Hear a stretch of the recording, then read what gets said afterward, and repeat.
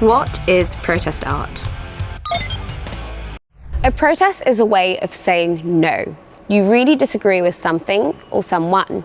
Protests can shine a light on problems, and they challenge the people in charge. You can protest by yourself or in a group.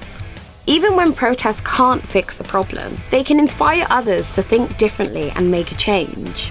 When an artist creates a work of art that says, no, this is not right, this is what we call protest art.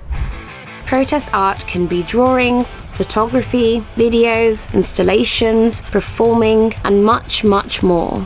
For some artists, protest art is a small part of their work, and for others, protest art is everything. Here are 4 reasons why an artist might make protest art. Protest art gives us a voice. Richard Bell is an artist from Australia.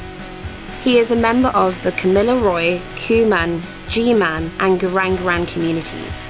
Although his ancestors lived on the land long before the Europeans arrived, they had their homes and culture stolen from them over hundreds of years.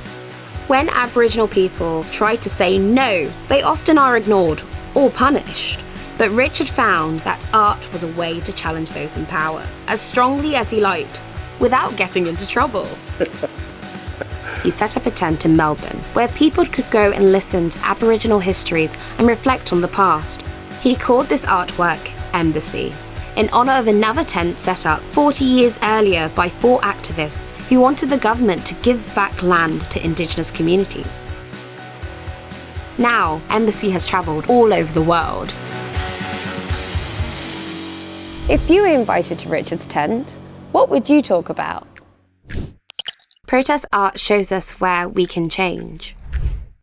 Faith Ringgold is an African-American artist who uses art as a way of recording moments and sharing people's stories.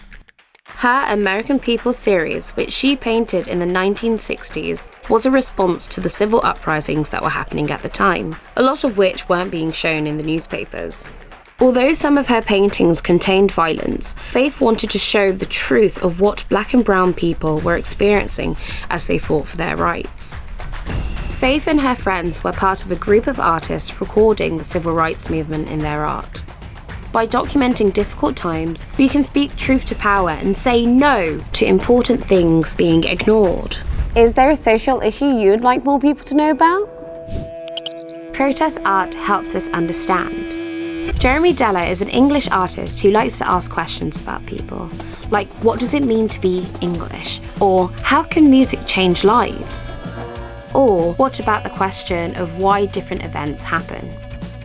On the 18th of June 1984, 8,000 miners and 5,000 police officers violently clashed in Orgrave in the north of England.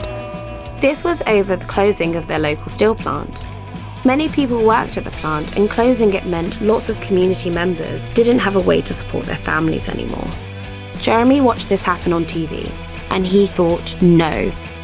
He wanted to understand the event and make sure it would never be forgotten. So he invited 800 people to reenact it. Some were actors, and others had survived the real fight itself 17 years ago. While Jeremy says it's going to take more than an art project to heal wounds, his artwork is a way of revisiting the past, and by facing it again, understanding it, and hopefully changing things for the better. Is there a past event you wish you could revisit? Protest art brings people together. Tania Bruguera is a Cuban artist who likes involving other people in her art. In 2018, she invited people who worked or lived near the Tate Modern to be part of a group where they could talk about the museum. How could it listen better to the community? What changes needed to happen? Together they decided that the Tate Modern should rename one of its buildings after a local neighbour and activist, Natalie Bell. For Tania, there is no authority so large that you cannot say no to it. But things can only change when you speak up and act. If you were to start a group like Tania's, who would you invite to join you? So, there you have it. 4 artists and 4 stories that can inspire us that we can make a change. Many of the world's problems may feel too big to solve, but by making protest art, we are saying we're not giving up. How could you use your art to say no, and what might that look like?